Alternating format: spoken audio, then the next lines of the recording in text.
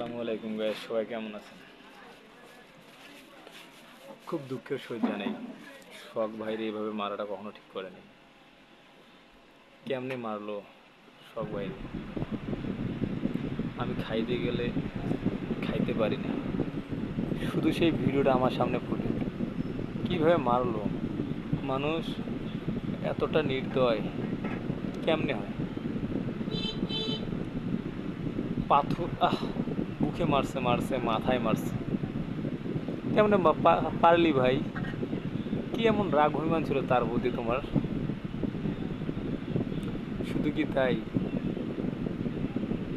একবারে উলঙ্গ করে শুধু জাঙ্গিয়াটা ছিল পোশাকের, শর্ট প্যান্টটা।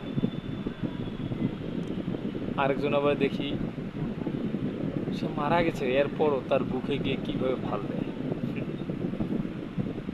একটা জীবন নষ্ট করলি, সঙ্গে তোমাদের সুন্দর 7টা জীবন, আরও 4জন আছে, ওদেরকেও ধরা হবে, তোমাদের ফাঁসি হবে, খুব ভালো হবে, তাই না? বিএমপিকে থু, বিএমপিকে থু, আমলিকে যেভাবে আমরা থু ফেলছি, বিএমপিকে থু ফেললাম আমরা। তারেক জিয়া আর হচ্ছে শেখ মুজিবুর রহমান, এই দুই পরিবার থেকে আমরা মুক্তি চাই। এই দুই পরিবার আমাদের কোনো প্রয়োজন নেই, আমরা নতুনভাবে দল গঠন করতে চাই। হয় লাঙ্গল জাতীয় পার্টি ক্ষমতায় আসুক, অথবা জামাতি আসুক, অথবা আমাদের চরমনার পীর পাখা আসুক, এর বাইরে আমরা কাউকেও চাই না। এই 3 দলের এক দল ক্ষমতায় আসুক, নয়তোবা সেনাবাহিনী আজীবন বাংলাদেশ চালাবে। আমি আমার লাইফে ছোটো থেকে বড় হলাম, এরকম মর্মান্তিক ঘটনা কখনো দেখিনি। বিশেষ করে এভাবে মানুষ মানুষকে মারতে পারে?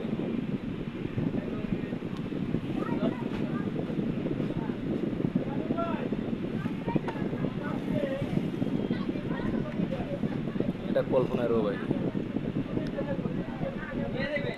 একটা মানুষ যেভাবে মানুষকে কীভাবে মারে,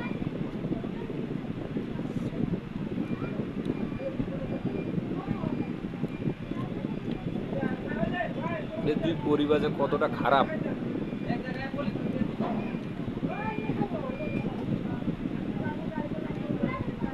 আমলিগ ক্ষমতায় ছিল, বিএনপি ছিল না।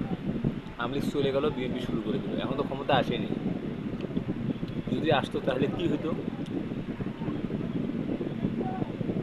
তারেক জিয়া খেয়ের দায়ভার নিতে হবে, পারবেন?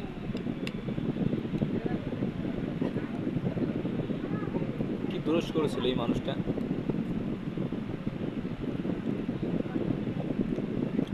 নিষ্পাপ তার চেহারা, তার কন্যারা ইতিম, স্ত্রী বিধবা। তার বাবা মা এই ভিডিওটা দেখলে কি করে চুপ থাকতে পারে, আমার মাথায় কাজ করে না।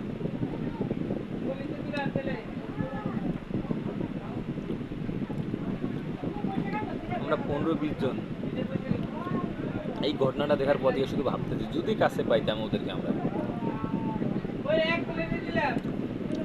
আমাদের কি হয়তো দেখতাম না, কিন্তু 7টা লাঠি ওইভাবে মারতাম।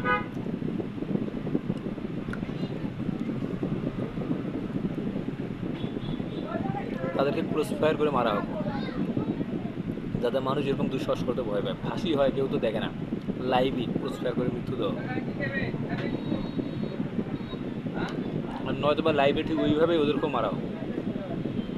এটা আল্লাহর আইন, হত্যা করলে হত্যা করো, সোয়ার দিলে সোয়ার দাও, এটা হচ্ছে ইনসাফ। আর যদি মাফ করে দেয়, এটা হচ্ছে ইহসান, দয়া। ইনসাফ আল্লাহ পছন্দ করেন, আর দয়া ভালোবাসেন, এটা আরও বেশি পছন্দনীয়তা। ভালো থাকবেন সবাই, আল্লাহ হাফিজ।